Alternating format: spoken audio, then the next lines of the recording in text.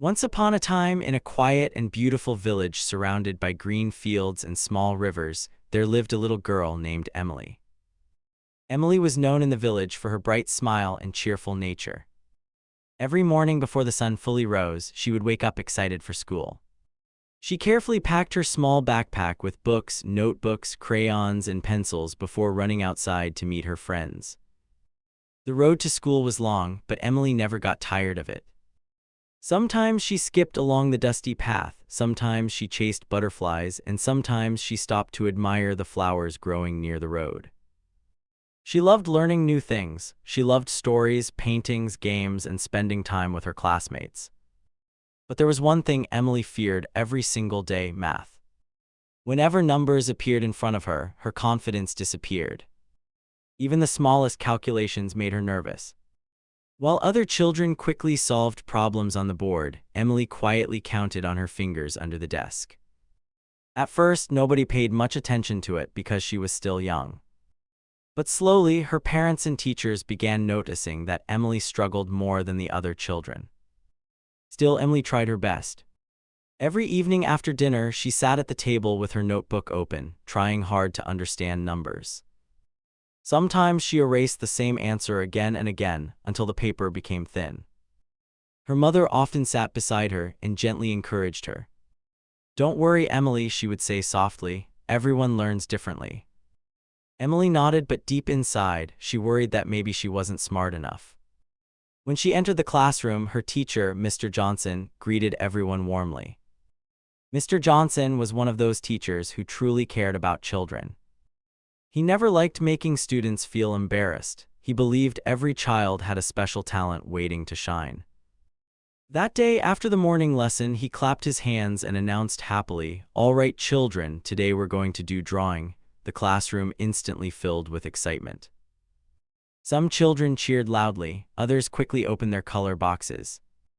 Emily's eyes sparkled with joy. Drawing was the one thing that made her forget all her fears. She carefully picked up her pencils and began drawing quietly. While other children talked and laughed, Emily focused completely on her artwork. She drew a beautiful scene of her village: green trees, birds flying in the sky, a little river, and children playing happily near the fields. Every detail looked alive.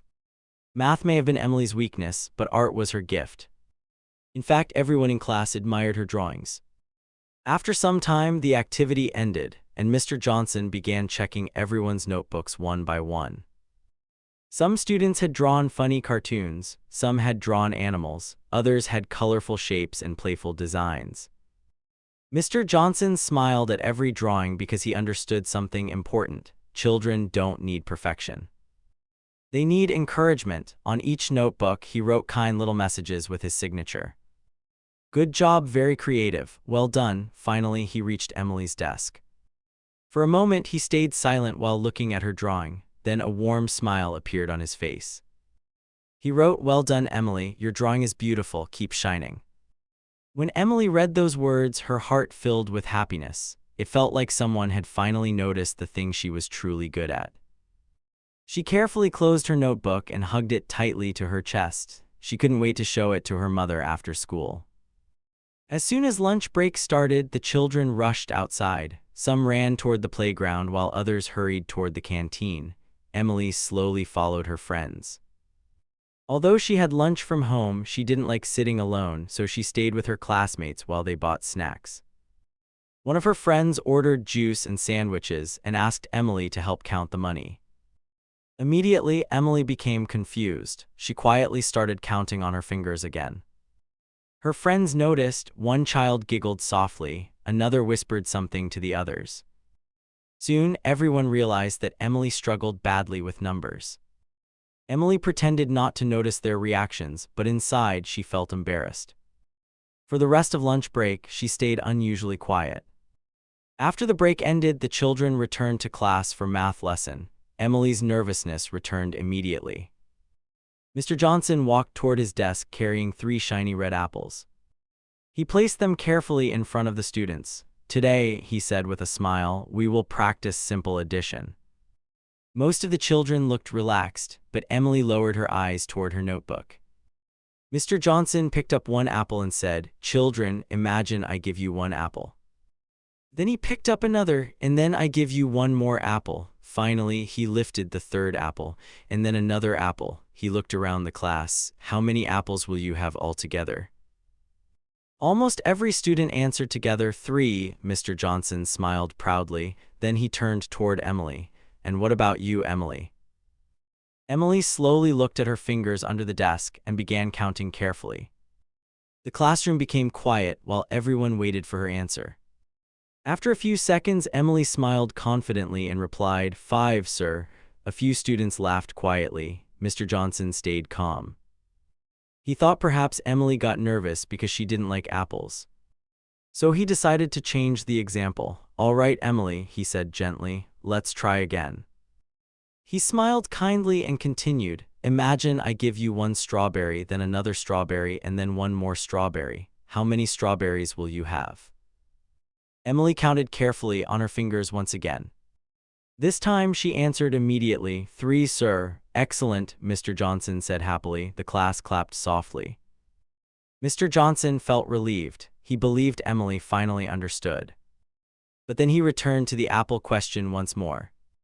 "Now think carefully again," he said while placing apples one by one into Emily's hands.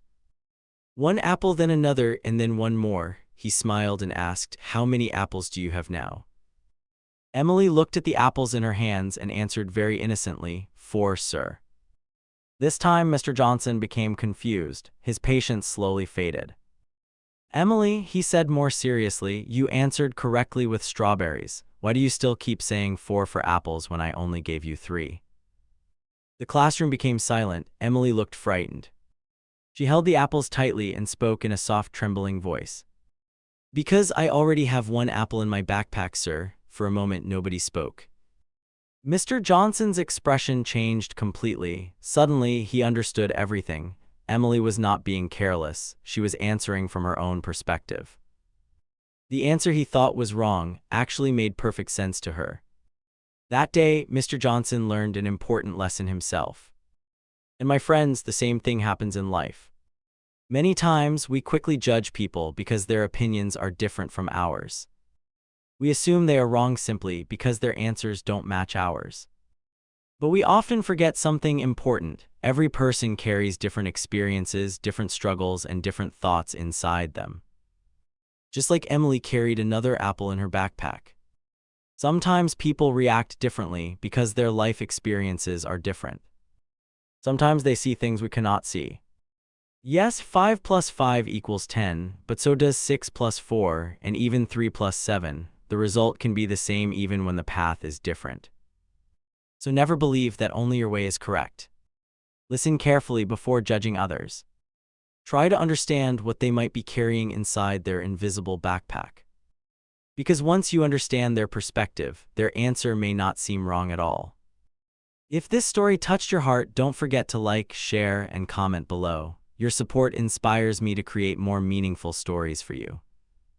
Thank you so much for watching. We'll meet again very soon with another beautiful and inspiring story.